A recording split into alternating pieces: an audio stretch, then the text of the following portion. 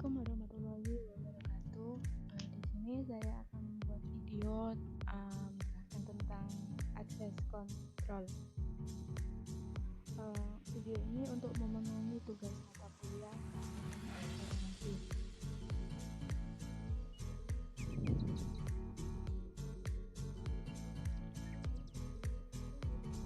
Kali ini saya mengambil sumber jurnal yang berjudul untuk mengendalikan traffic jaringan. Di mana jurnal ini ditulis oleh Heri dari jurusan Pendidikan Informatika dan Komputer Fakultas Tarbiyah dan Ilmu Keguruan IAIN Bukit dengan email sakukum_ai@yahoo.co.id. Tugas kali ini yaitu merangkum jurnal access control. Sebelumnya, nama saya Kusnul Fatimah, NIM 082, Prodi Sistem Informasi Universitas Trunojoyo Madura. Saya dari Keamanan Informasi kelas C.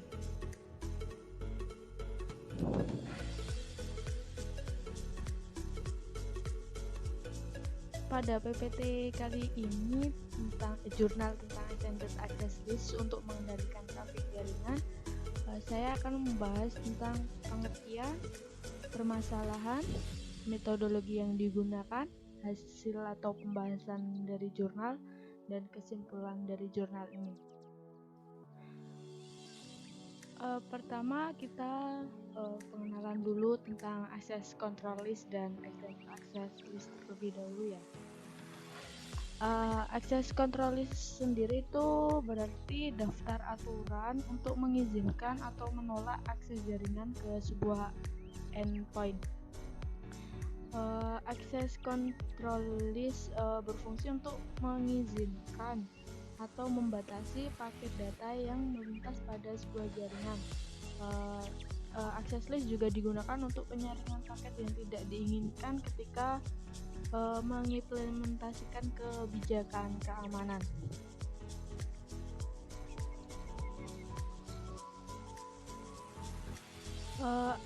Access control list itu dibagi menjadi dua, yaitu standard access list sama extended access list. Tapi di sini kita menggunakan extended access list aja. Extended access list sendiri itu merupakan salah satu jenis access control list yang sering digunakan untuk mengatur keamanan jaringan. Pengaturan ini menggunakan extended access list dikarenakan sangat spesifik sehingga memudahkan admin jaringan dalam mengatur trafik data di dalam jaringan. Extended access list sendiri itu memungkinkan penyaringan berdasarkan sumber atau alamat tujuan, protokol yang dipilih, dan port yang akan digunakan.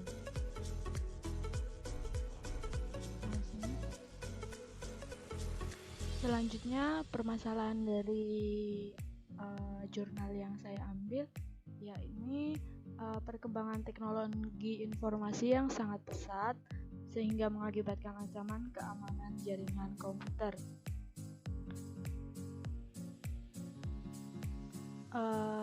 Hal ini tentu saja perlu menjadi perhatian bagi sebuah organisasi atau institusi baik milik swasta maupun milik pemerintah. Jadi perlu diterapkan strategi untuk menjamin keamanan data dan informasi dari pihak-pihak yang tidak berkepentingan. Jadi akses dalam sebuah jaringan komputer harus diawasi dan dibatasi. Metodologi pada penelitian ini yang digunakan ada 4. Yang pertama itu analisis. Analisis ini mengenai extended access list.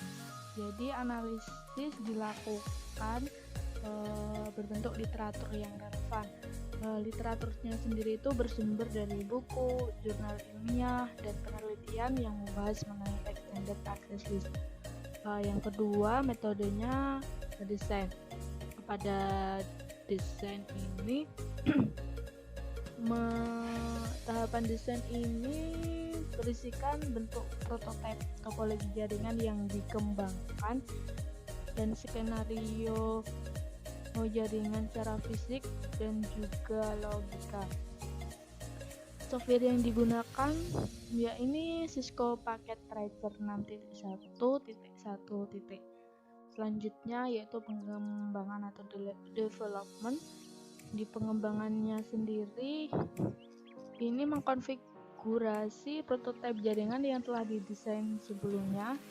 Jadi konfigurasinya dilakukan setiap device yang ada di dalam prototipe jaringan, seperti PC, laptop, server, dan router. Dan metode yang terakhir yaitu pengujian atau tes.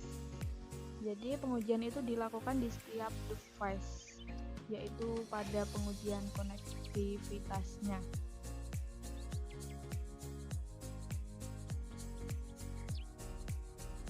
Langsung saja hasilnya pembahasan.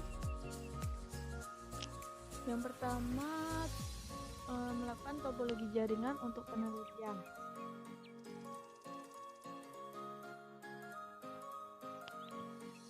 Topologi jaringan sendiri itu setiap device dikonfigurasi sesuai dengan alamat yang ada pada gambar. Kemudian dilakukan pemeriksaan apakah setiap komponen jaringan telah terhubung atau belum, seperti gambar di samping itu.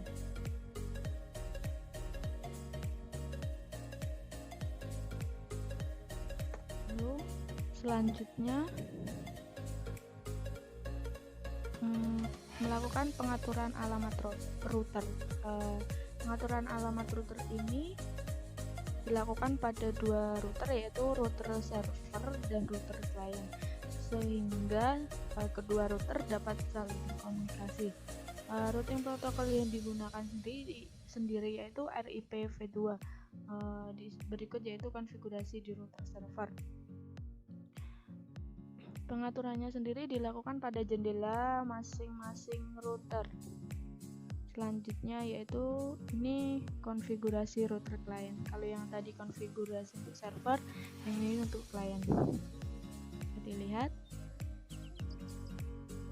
Selanjutnya konfigurasi extended access list. Pada pengaturan skenario extended access list diterapkan pada topologi pada jurnal penelitian ini, yaitu pertama, server e-kampus bisa diakses oleh dosen, bagian keuangan, karyawan, dan mahasiswa. Jadi bisa diakses semua yang ada di kampus. Jadi demikian dengan skenario ini, karena semua dapat mengakses, jadi kita tidak butuh melakukan pengaturan extended access list karena tidak ada pembatasan.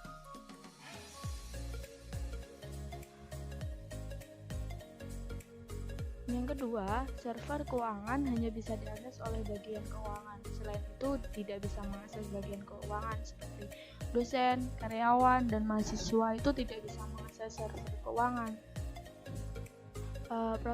Protokol pada server keuangan itu dikonfigurasi, yaitu HTTP, ICMP, dan FTP. Pengaturan list extended-nya dilakukan pada router server. Pada gambar pertama ini, komputer bagian keuangan yang dapat mengakses HTTP pada server keuangan. Nah, ini gambar kedua, ini list extended yang dihasilkan. Oke, selanjutnya ini ada 3 gambar. Gambar yang pertama itu hasil yang didapatkan dari komputer atau laptop bagian dosen, keuangan, karyawan, dan mahasiswa. Jadi mereka itu dapat merespon pesan ping. Terus gambar yang kedua ini gambar akses kontrol HTTP yang didapatkan oleh perangkat dosen, karyawan, dan mahasiswa, dan hasilnya itu mereka tidak dapat mengakses server keuangan. Jadi tulisannya ini request timeout, jadi mereka tidak dapat mengakses server keuangan ya. Terus yang gambar ketiga ini komputer dari bagian keuangan, yaitu bagian keuangan sendiri dapat mengakses server keuangan.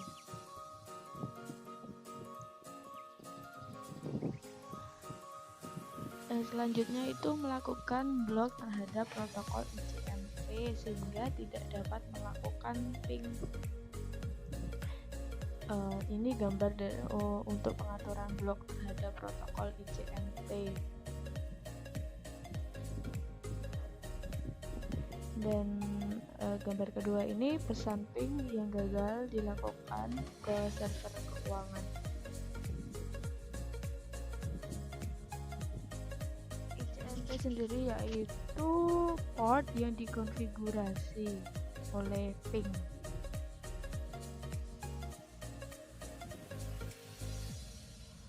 Selanjutnya melakukan pembatasan terhadap protokol FTP. FTP itu port yang diatur oleh www atau HTTP. Mereka itu kayak masuk ada protokol yang dikonfigurasi oleh TCP. Gambar yang pertama ini konfigurasi pembatasan terhadap protokol FTP. Yang gambar kedua koneksi FTP yang berhasil pada bagian kepegawaian.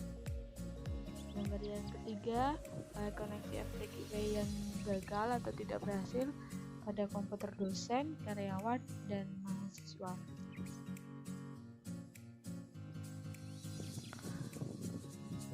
Selanjutnya, mail server bisa diakses oleh dosen, bagian keuangan, dan karyawan.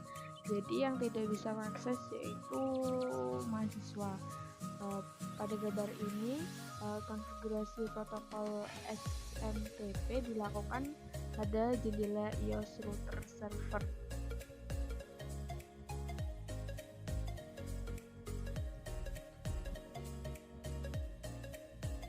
Hasil konfigurasinya seperti ini gambar pertama, gambar komputer mahasiswa yang tidak dapat mengirim pesan karena mereka tidak diizinkan mengakses mail server. Namun komputer mahasiswa ini masih bisa menerima email dari user karena protokol POP3-nya belum diblokir. Kalau gambar kedua ini gambar dari komputer dosen, bagian keuangan, dan karyawan. Mereka ini dapat terhubung ke mail server sehingga bisa mengirim dan membalas mail. Jadi bisa dapat dibedakan ya, mana yang gagal, mana yang tidak. Selanjutnya itu pengaturan protokol POP3. POP3 yaitu komputer mahasiswa ini dibuat untuk tidak dapat lagi menerima mail yang dikirim dari user lainnya. Ini tampilan dari komputer yang tidak dapat menerima mail. Selanjutnya konfigurasi DNS. Ini kita pertama melakukan konfigurasi DNS pada gambar pertama. Yang kedua ini hasil dari komputer mahasiswa yang tidak dapat membuka domain name yang ada di mail server. Gambar ketiga ini tampilan dari komputer dosen, bagian keuangan, dan karyawan yang dapat membuka domain name.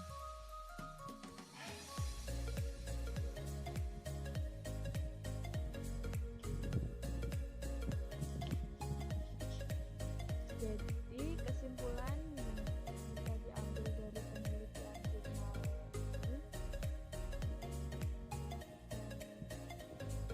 pada pengendalian jaringan itu melakukan data tersebut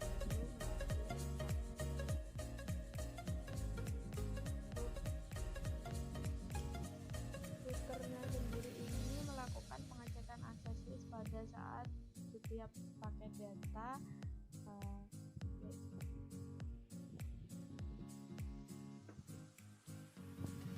atribut yang dicek oleh akses list yaitu alamat sumber, alamat tujuan, protokol dan nama port.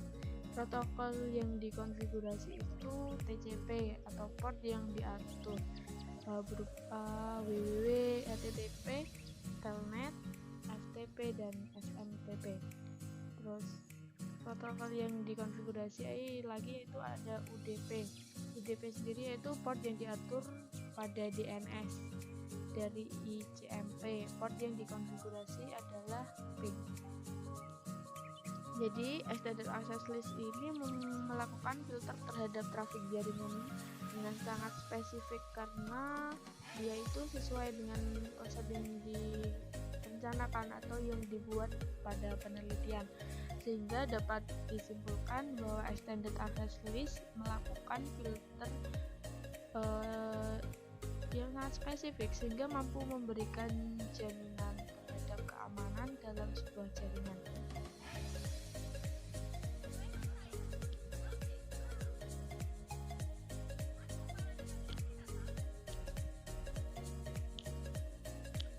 Referensinya ini bisa diambil, ada 12 referensi, bisa dibaca.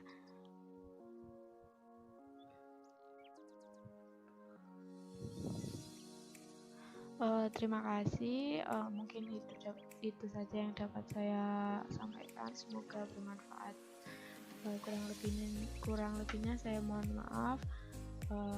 Wassalamualaikum warahmatullahi wabarakatuh.